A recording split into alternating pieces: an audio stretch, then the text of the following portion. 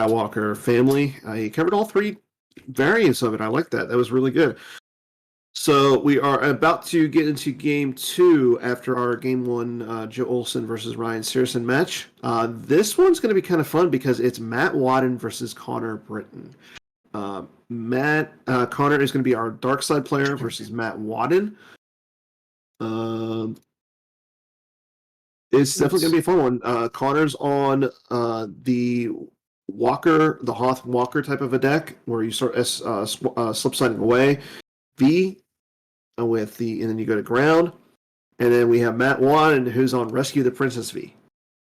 Jared is in the chats giving a frowny face because I believe this is 2 members of the team Moneyball.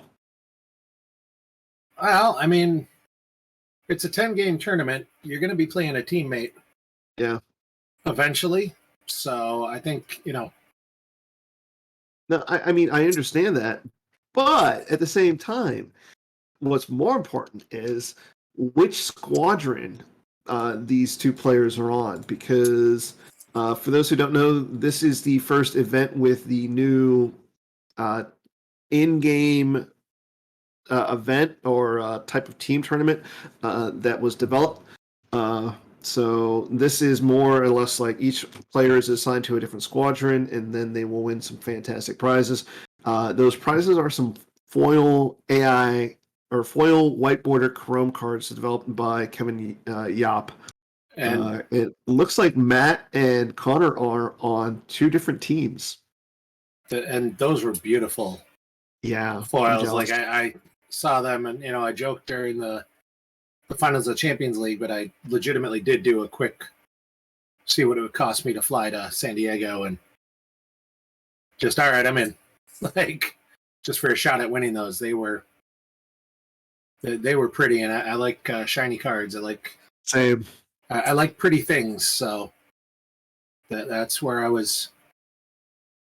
What I was thinking about it. So that's another one of those things that, like, we talked about volunteers. Like, these are people coming in and saying, all right, this is what I can do for the PC, and making everybody's experience so much better. So, well, I will say this, Jared, I'm probably going to be participating in more of a helper role this year. So I don't know if I'm necessarily going to be playing as much this year. And being a helper can be a lot of fun. So it looks like people are sitting down to get ready to go here. So we've got Rescue the Princess. It looks like starting with the started with computer interface. Oh, somebody had a sleeve go bad. Hopefully it wasn't one of the PC created sleeves. Those things are really nice. Looked like it kind of was, but those are definitely the downside. Sleeves with that much art on them is they can occasionally get marked unintentionally. So, and then slip sliding walkers starting. You may start your landing free and code clearance. So this will be kind of feel like this is going to be a whole bunch of nobody gets going on here. Not a lot. It feels like it's not going to be a lot of interaction, but we could see. Conor ran away. Yeah. Does anybody know Matt Wadden's GEMP name? I think he might just be M. Wadden or something similar here. I think he's in the Gem PC, so let me pull up that email. I feel like he's got a weird one. That also could be. Let me pull up the Gem PC email from Batmouse and see if I can find him on there while you do some talking. Yeah, like I said, this matchup feels like it's not going to be a lot of interactive. I mean, I feel like Connor should know this matchup. His pet deck has become this Rescue the Princess deck. At the same time, they're both of them, they're teammates. So I feel like they both will know these decks. Yeah. Thank you, gentlemen. Oh yeah, time of VP.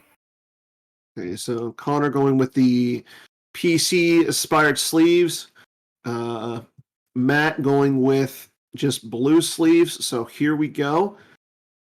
Let's see, Connor. I see he's got the Imperial Decree virtual in his hand. And he started non-V.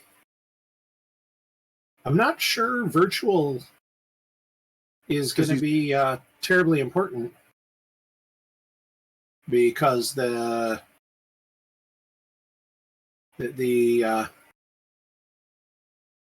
force loss good blaster combo it just limits it to one anyways. So I actually think it'll be much more important for light side to get their damage limiter. And just as a point of interest, there will be a lunch break right after this round. And then game one is going to be starting at 1:45 local.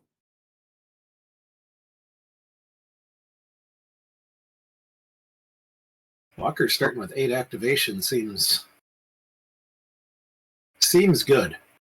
Yeah, I would agree. Yeah.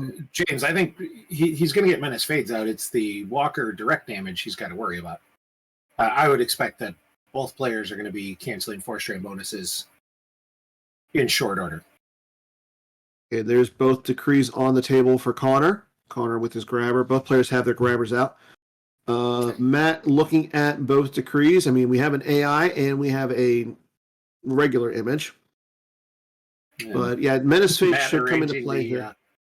The walkers, the marker sites. Yeah. Yeah, I'm sure Menace Fades is going to come into play. Okay, Connor doing Walker things, getting out some locations. We did see that he was playing Image of the Dark Lord in the deck. I don't think that's going to come into play. Nope. That'll be pitched for a drain pretty quick. There is the Blockade Flagship Bridge. Doesn't look like anything super surprising. No. As Connor's flipping through there, I'm kind of watching. I mean, Walker's is kind of straightforward how it's. Oh. Another one. These are. This is just this team Moneyball. There's something wrong with them. We might have to just ban them from stream. These white border cards. No. This is. I'm okay with white border cards, but not when they're stuff like that. Yeah, like a white border card that came white border. More power to you, but I don't know. So it's probably Searson's. You don't think there were multiple people who would, turn their accelerates white border? So interesting. So Connor has not stacked any cards on the Epic event. I think he's just trying to get some cards, and then he's going to do it during like the control phase or the activate phase. Yeah. But still, there's Death Squadron.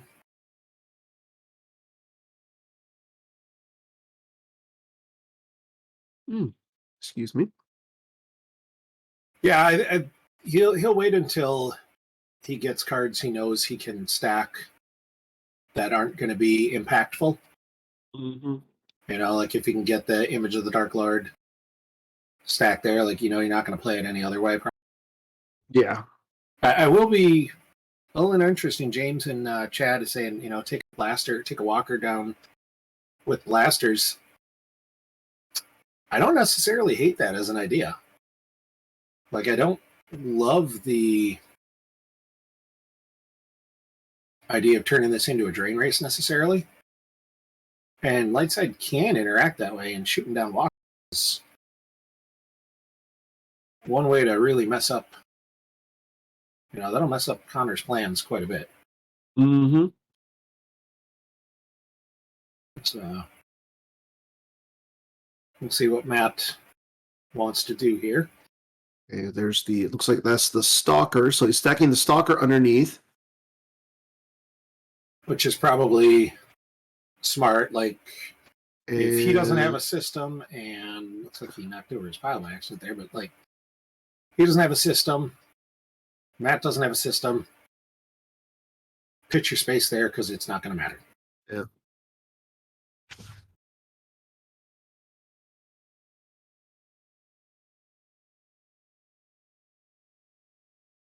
Oh, yeah, there's no question he can shoot the walkers down, especially it looked like there were some of the Hoth 2-player walkers in there, and they're only armor, I think, 4.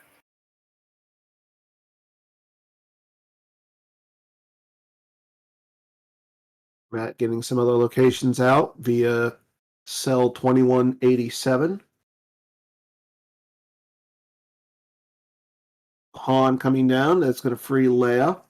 So now he's just got to focus on setting up over at the core.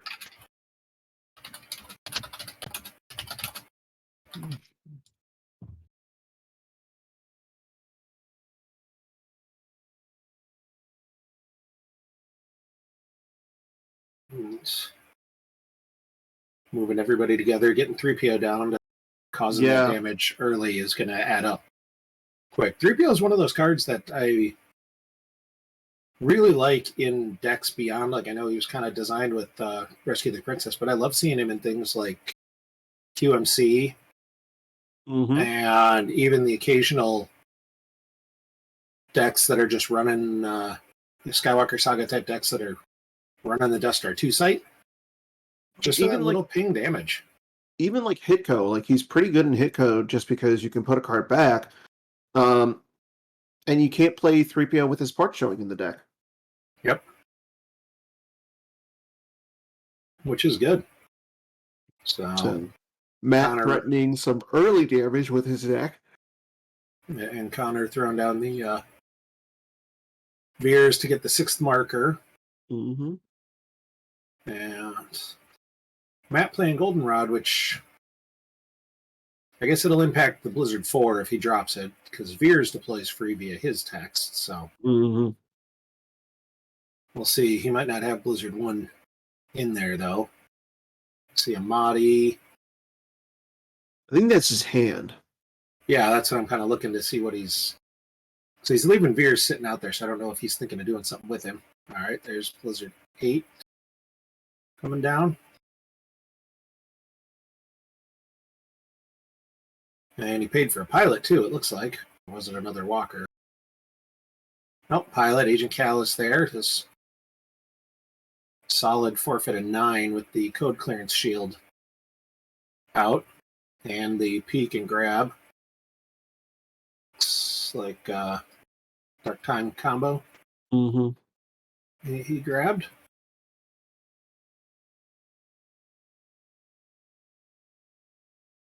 I mean, with Han over there, it's not that bad. I mean, the only card that you really have to worry about is...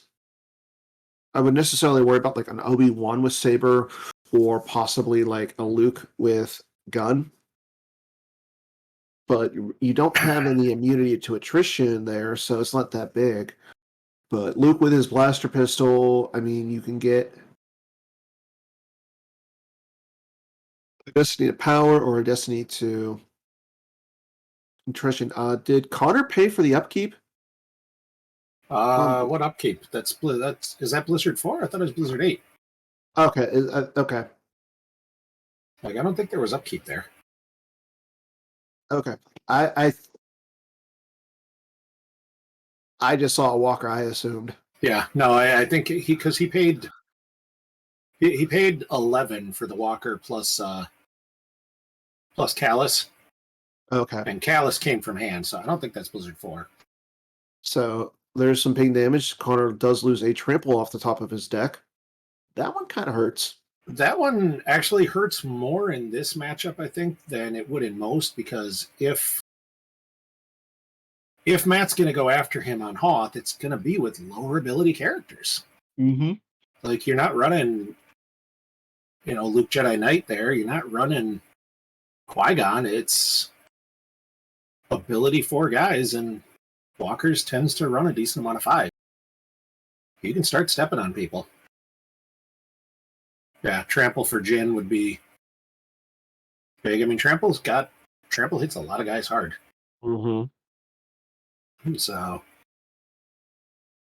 Matt continuing to stack that. So he did drain. He caused a point of damage with the good blaster at your side, and there's Obi at the 2/2.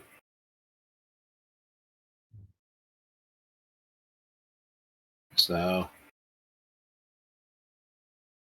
and then Matt picking a few up. Conor, I assume, will try and get to Korean Force here this turn, as that drain with Leia can be kind of nasty otherwise. I mean, all he's got to do is control 2 Hoth locations. So it's not... It's not super hard, but at the same time, he can't go too light, because this is a deck with a bunch of spies. Exactly. You can't just throw a Baby Walker at the 5th marker and count it as safe, like you theoretically can in other games. Looks like he did another reveal Veers to and he also Blizzard 1. And he did some ping damage. He did the 1 ping damage. He did not drain. And it looks like he missed the Veers again. Wow. Ooh. That's not good. I mean, we see that he's got Blizzard 2 there. Mahdi, Thrawn. I mean, those are 2 pretty good characters. He should be able to set up Decree no matter what, but like Veers on the Walker is a nice way to set that up. So paying 2 here for Kurgi as a pilot, or as a passenger, I think, and then now using Peak. See that it is a "Where are you looking for me?" 5. Yeah. Which, it's not like Conor starting a battle, so he's probably okay with that 5 sitting there for the moment. Does look like Matt's got a trample in hand too, though, which is good for what we were talking about, with keeping stuff going. Going Blizzard 2 at the mountains. Yep.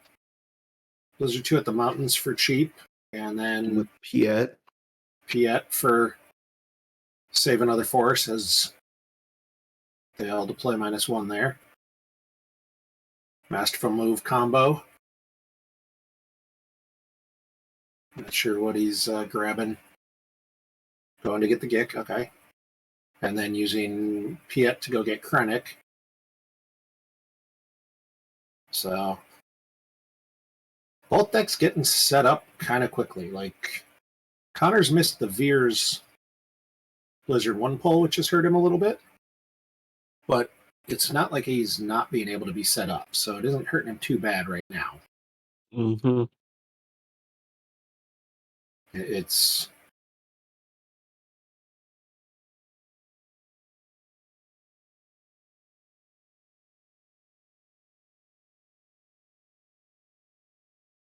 I will be kind of curious to see if Matt's able to either get Menace Fades in force, or if he's going to try going after somebody with Luke. Like, Luke and his gun is kind of scary for walkers. I agree. I mean, it's scary, but at the same time, though, like, that code clearance. The code clearance is just really good. So big. Yeah. Yeah. So he's draining, gets the flip. The flip's going to slow down Conor. Yeah. The flip's going to slow down Conor a lot. The paying 4 for all this stuff is going to hurt. hurt quickly. Mm-hmm. Ah, that's a good point. You can't deploy the gun if it's not on the Death Star. Ah. Okay, but he can get it from if he's got it in hand. Mm-hmm. So. And we don't really see what Matt has in his hand, but Connor's again peeling cards to all this damage. And again, Matt's doing a lot of damage. He's doing a 2 at the drain where Obi-Wan is, and then it is only a drain of 1 where Han, Leia, and 3PO are, but again, that's 2 extra points of damage. Yeah, it's a drain of 1, but then it's 2 different pings of 1. Yeah. That hurt. And that was kind of what I was talking about with the Decree Virtual. Like, I'm not sure that was as impactful because those pings are both 1 anyways. Like keeping that as a force to lose later might have been potentially more valuable. So we'll see what kind of how this goes. I like the addition of Captain Kirby in there. Mm-hmm. That's a fun, a fun little direct damage and know what you're doing card as Rey comes down on the Death Star.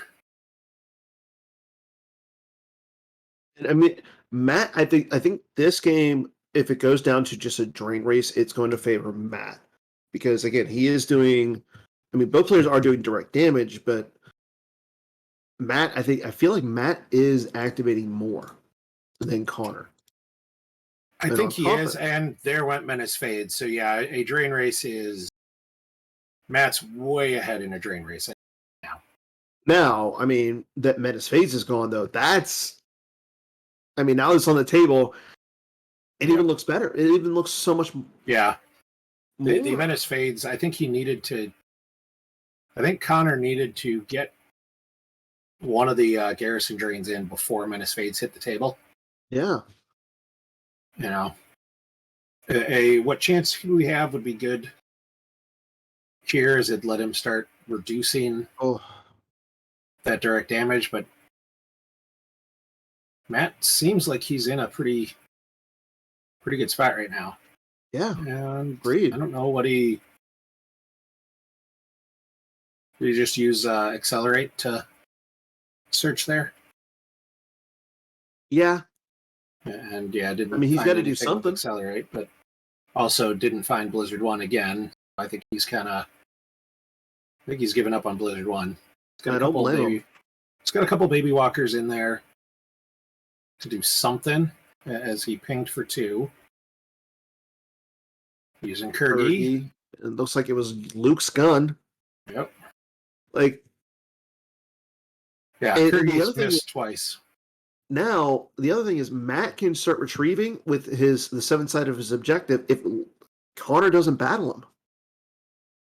And Walker's doesn't have the cards to go battle like that. Looks like he paid 3 to drain for 1. So, but yeah. Walker's doesn't. Maybe he's running a PP Vaders. But like Darth Vader with lightsaber, maybe, because I saw a. Yep, that's exactly what James just said. I think he's. But even that's still not a great. No. That's not really an answer to that. And yeah, like battling into rescue is a dangerous proposition sometimes. And I think I saw like Darth Vader Emperor's Enforcer in the deck. It certainly could be.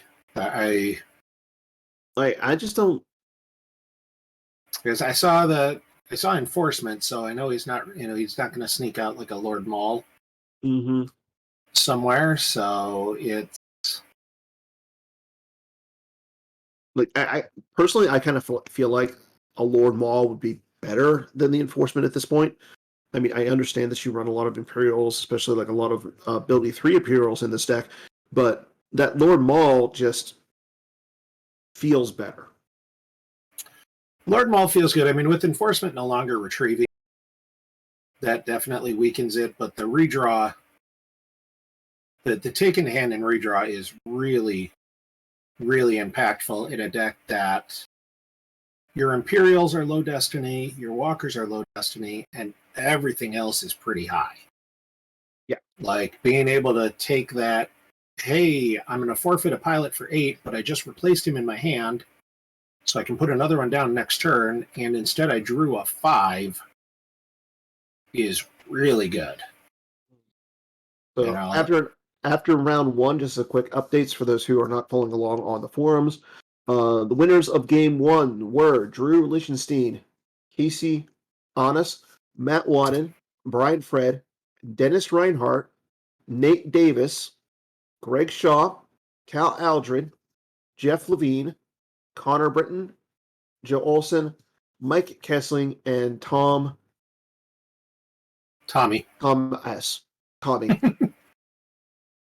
So, kind of surprising to see Ryan Jellison, fresh off a World's Top 8, losing in that first round. Yeah. So I think looking at him, that's one that kind of stands out as I was not expecting that. Does look like Connor's trying to go at Ray, though.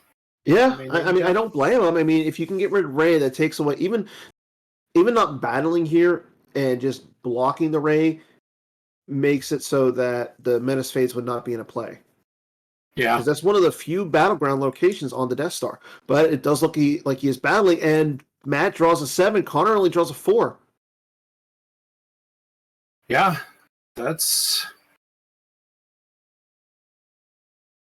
but again, that 7 doesn't. All you guys forfeit for $500,000. Mm-hmm. Yeah, so that's a good. That's not quite as impactful as it would be against a lot of other decks. When you're all of your characters forfeit for 8 or 9, it gets interesting. I liked Connor going at that. I like it, him saving the retrieval. I'm a little worried something could go real bad here. Yeah. The Krennic and Thrawn sitting at a Death Star site feels gutsy. It feels a little gutsy, but I mean, it kind of does feel a little thematic. Like, if it was Tarkin instead of Thrawn, I would like that a little better. Yeah. From a gameplay standpoint as well as a thematic standpoint. Connor peeling a couple there. No force saved, which is... Yeah, it's risky. I mean, we know that he's got a Gick, which isn't terrible. Yeah, but with no force saved, a first strike or draw their fire could make his day real uncomfortable. Agreed. And that's definitely a card I would expect RTP to be running, simply for the ability to... You want to battle, and you want to be starting battles, and you want to be shooting guys and causing damage with those battles. Agreed. Speaking of battles, and this being that this is the first major of the 2023 season, if you need more information on any of the upcoming online or in-person events, the easiest way to access us is to make sure that you follow the Star Wars CCG Twitter account. And that is by doing just all you got to do is search at Star Wars CCG, and you'll be onto the Twitter account. Again, big props to James Martin, Solid Snack in the chat, for posting a lot of the updates on Twitter today, as well as always. So, and we've got Twitter. We've also got Instagram.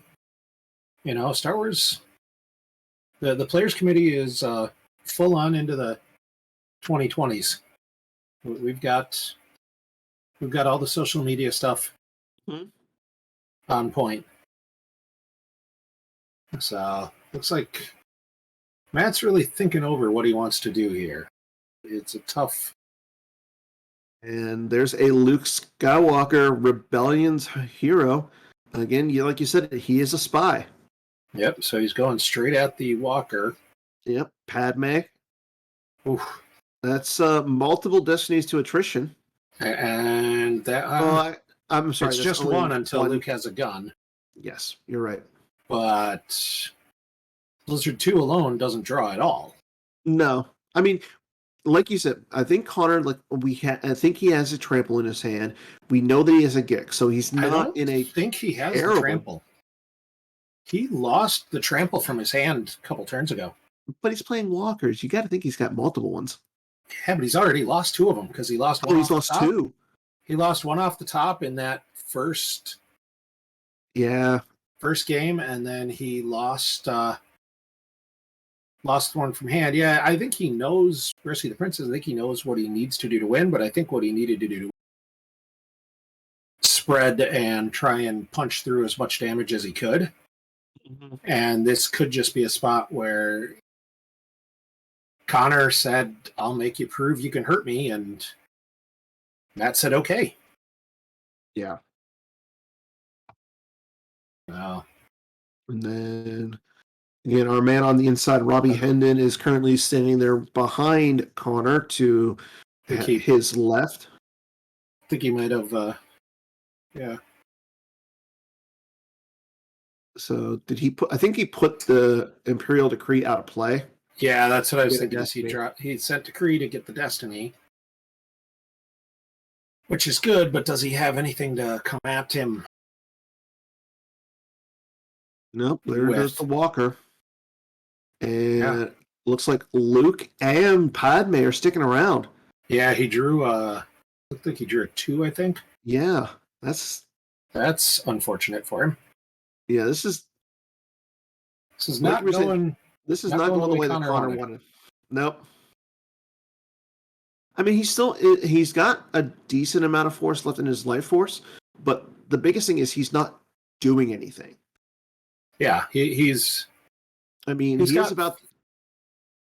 Sorry. Yeah, he's got some force left, but he doesn't really have a great way to stop Matt from making him continue to lose force. Mm-hmm. And he just caused 2 points of damage with the you may start your landing. Yep. I mean, technically he could get a drain of 2 in if you pay for it. Yeah. That's there goes Jin as well as an Obi-Wan with lightsaber. I mean, he would have liked. I think Matt would have liked Jin. The Obi with saber, I think he's totally fine with because nothing's happening to Obi. No, and you can put now. Obi-Wan out of play to cancel a battle. Yeah. Anywhere on the Death Star. So, but looks like he does drain for 2 at the 3rd marker. I think he's feeling like he just needs to do as much damage as he can. Mm-hmm. And he'll just punch as much out and see if he can catch Matt making a mistake somewhere. Yeah. So I would definitely like. Using looks like it is a character. It looks like it's a Luke. Yeah. Yeah. So he's making him. Well, he reveals it. I think he puts in a reserve and then makes him lose. You can leave it on. Yeah, you can leave it there, but you have to lose a card. Yeah, you don't necessarily have to lose it from the top of the reserve deck. But you don't necessarily want a 1 sitting on. No. But do you want to lose a Luke? That's the next question, though. You've got Luke on table. I realize that, but he's stuck all the way over at Hoth. He's not really doing much. You're fine with that. He's totally fine with Luke where he is right now. You know? And Connor's throwing down a lot of force. Conor used a bunch of force there. Yeah. Blizzard 1. There's Blizzard 1 with Veers, I'm assuming. Yep. And probably a co-pilot. I was going to say he needs to have he needed to have another co-pilot because you just can't go Blizzard 1 with Veers. So, he's going to come down there with a bunch of power, but he doesn't have any way to make forfeit 0, and he's going to eat the Destiny to attrition with Padme. Like, I mean, Igar, forfeits for 8? Igar and Veers both forfeit for 8, so he'll probably survive and end up taking that site because he draws a 6 and a 5. Okay. So yeah, so it's 6 to the power and then 5 to Destiny. Yep.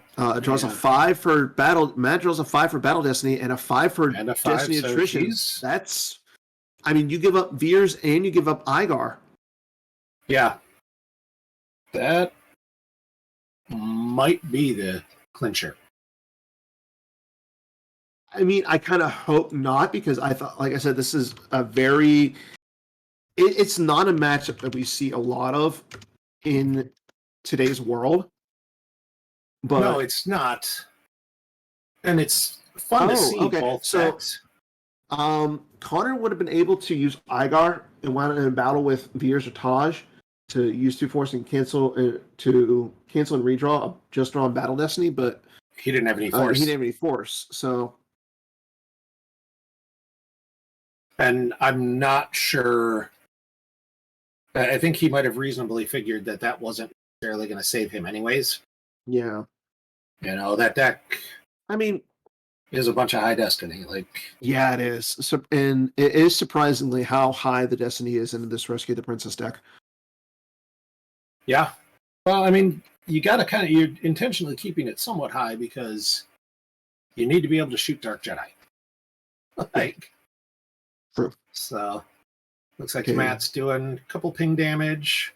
So he's doing 2 points of pain damage, plus he's doing the drain of 2 at the docking bay, or so it looks like it's.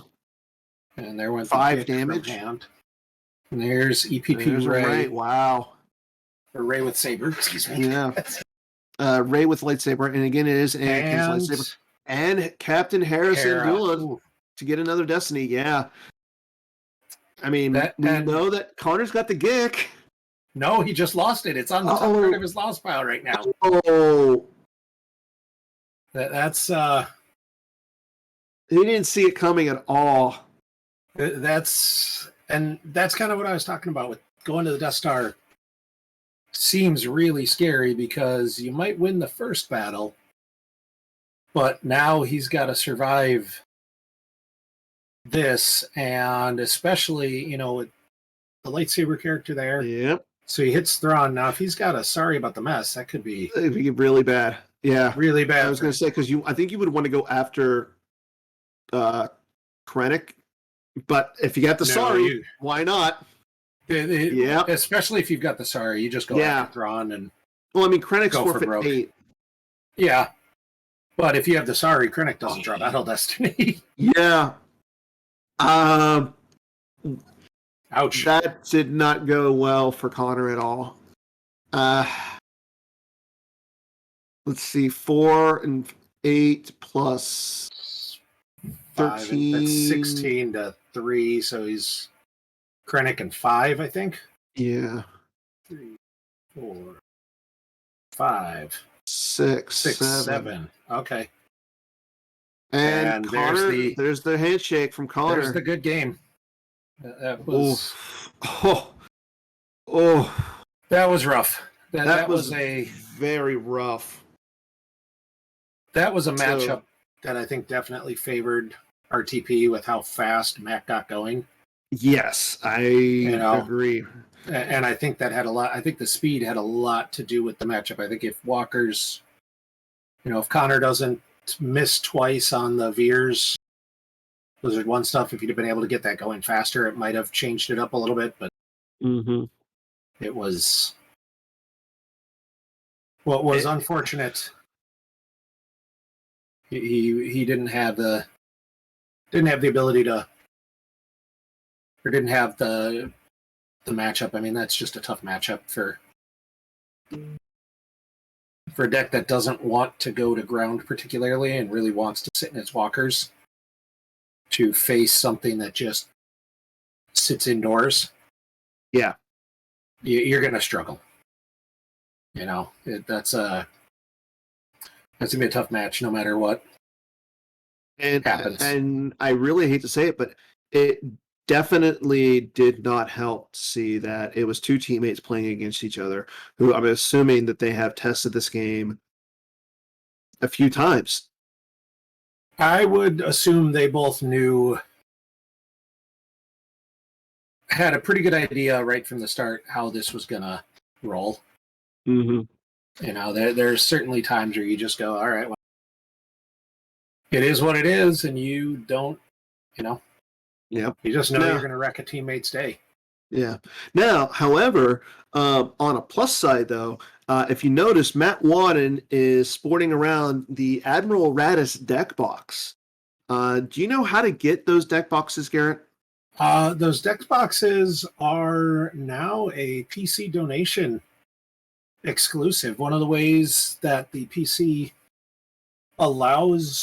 is able to keep up all this stuff with running big events all over the country and streaming all this stuff and having me and Dan piped right into your TV or laptop like this is the money we're supporting. I mean, the game's free nowadays. Like all that money we used to pour into buying boxes and packs and everything else, like you can use some of that and support the PC with a pretty reasonable donation. And those deck boxes they're beautiful. I've got a couple coming my way here. At some point, I picked the BB-8 and Emperor because orange is cool. Like they're just beautiful looking. And a couple of the ones from last year were, the Admiral Radis was one of years, along with I guess Blizzard 8 and Kylo and Vader. It just again, it's one of those things. It's a great thing the PC is doing. It allows you to have those new, we were playing back in the OTSD, the official tournament sealed deck boxes were great and beautiful. But now with the extra shields and stuff, those don't fit 2 decks anymore. I know because I tried, because I still have a lot of those deck boxes. And the new PC deck boxes are a little bit bigger, fit a nice double sleeve 60 card deck plus all your shields and beautiful art, and just, they look great and they help you really support the players committee a little bit. I am trying to figure out what Matt's looking at on his phone. He's got like a reflective screen, so we can't steal his. Oh, look, there's the Ahsoka deck box. Yeah, coming the other way. Like you see, and you just saw what I was talking about, where you could fit everything in. Now, thank you, Matt. Thank you, Matt. Yeah, let's get Matt on the on his headset, and we'll actually blow up his image. So that way we can actually see Matt. So thank you for that, Matt, and I'm glad to see that you are enjoying the squadron assignment game. Yes, we're determining which pilot you are based on where you are in the list. So I'm the 3rd one down for red. So red 3 would make me Biggs Darklighter, and Conor is the 2nd one down for black. So he is DS612. Seems reasonable. See, that makes me happy that you guys actually went in depth into do that, because I just by putting the names in, I just put the names in like that. I didn't even think like, oh, you're this particular pilot, but I'm glad to see that you guys are enjoying it. And we did try to make it so that real life teammates were on the same squadron, just to make it a little bit more interesting. Yeah, it's a good concept. Anything that puts the community in a more cooperative space, I really enjoyed. It looks like Carl thought he was going to win a best hair competition, because most of us are approaching middle age and starting to lose it, but he's already conceded it to you, Matt. Yes, I'm winning the war on male pattern baldness. So, gotta ask really quick. So, how did it feel to unfortunately play a teammate in this round 2? I mean, don't want to, but can't really avoid it when there's 4 of us here and only 25 players. So it's going to happen, and it's kind of better that it's kind of a deck matchup where it's kind of the decks decide who wins, and not how you play that decides who wins. So it's not like I made some bad mistakes and lost something I shouldn't have won, or he made bad mistakes and lost something he should have won. It's just that, my deck does much better against the deck that he plays, and we both kind of played it fairly well. He kind of made a mistake near the end, but I don't think it really affected the final outcome. What mistake do you think just because obviously we watched the same game, what mistake did you think he Uh, made? he lost the Gick at the end, which cost him 7 damage and kind of ended the game. I played the computer interface to take sorry about the mess into hand, so he might have known that was out there. Okay. But he was behind in kind of doing the ping damage and all that, so he kind of had to make some aggressive moves, which he did make. They just didn't work out, but he wasn't just sitting behind and like losing a race. And And that was kind of what we were discussing at the, as the game was going on, that, yeah, Connor needed to play aggressive and try and get out ahead of you. And that opening hand 3PO yes, and being able to start that damage quick was huge. 3PO and the puller in the opening hand, but if I get that out a lot later, that's a lot of pings that aren't going through, and he gets enough Walker pings out, or gets Blizzard 2 or Blizzard Scout out, so it's hard for me to attack him. Then he can get ahead in the damage rate. Yeah, so it was definitely a critical mass game where I think whoever got ahead was going to probably stay ahead. Yeah, it's difficult for either of one of us to interact if we're kind of focused on our own side. For sure. So, what made you decide to go with Rescue the Princess? You're only one of a few players in the field who are playing it today. I put Conor on it just because it is his pet deck, but here you are playing it. Yeah, a lot of it was Conor himself working on the deck and kind of making a somewhat optimal version of it, so I didn't have to come up everything on his own. It's mostly his deck. I mean, I made some tweaks to it, and we kind of did some collaborative stuff, but most of the credit should go to him on kind of building the deck and getting it, 90% of where it needs to be. But it's a fun deck. It's a very thematic deck. I like original trilogy thematics a lot more than prequel or sequel or kind of outside stuff thematic. So plays all the main characters. They shoot things, and it actually, when I was playing it some, it was doing fairly well against enough dark decks that I figured it would be competitive. It can race pretty well, and it can fight pretty well on its own sites. And was there a deck in particular that you were not like you don't want to see with this deck? Um, Kind of an aggressive hunt down or a bring in before me that can just throw a lot of guys like mains at you. Um, if they can just put lots of guys at you really fast, then that's not what you want to see. You kind of have to hope you draw 5s and 6s for destinies, and because your guys are low forfeit, they'll have weapons if they have senses and stuff to cancel some of the tricks, blast door controls. You can kind of get overwhelmed by certain decks. Um, and then like something like the old like trooper entanglements where they can just get a lot of direct damage out quickly. It's hard for you to interact at their sites if they're doing that. There aren't that many decks like that anymore, and those decks tend to lose to other things, so I wasn't really worried about those. But just the kind of aggressive mains decks can be tough. Lord Sidious is tough as well because he'll exclude one of your good characters in every battle. Yep. No, it definitely looked fun, and it looked like, and at the end of the day, having fun is what we're all really here for. Yeah, it's a fun deck to play, and that makes me want to like practice with it more rather than something kind of tedious where I just I don't even want to get practice reps in it because it's boring to play even if it's good. For sure. And it's kind of funny that you say that because for your dark side deck, we know that you're playing ROPS. Yes. Why ROPS then? Well, I already had a ROPS built, so I didn't have to build a new deck, which is always good. And I couldn't find other dark decks that I could, reasonably win with, like reliably win with. Too many of them were losing to like random online players playing crappy decks, so I just stuck with something that I knew would be good enough. Stuff like Hunt Down Virtual. I could never get a Thrawn deck that actually was any good. Though I think there are other people that figured that out. The Thrawn deck is going to be interesting. I'm really Mm-hmm. looking forward to seeing what Team 5 put together with it, because I know that's something we've looked at and tried to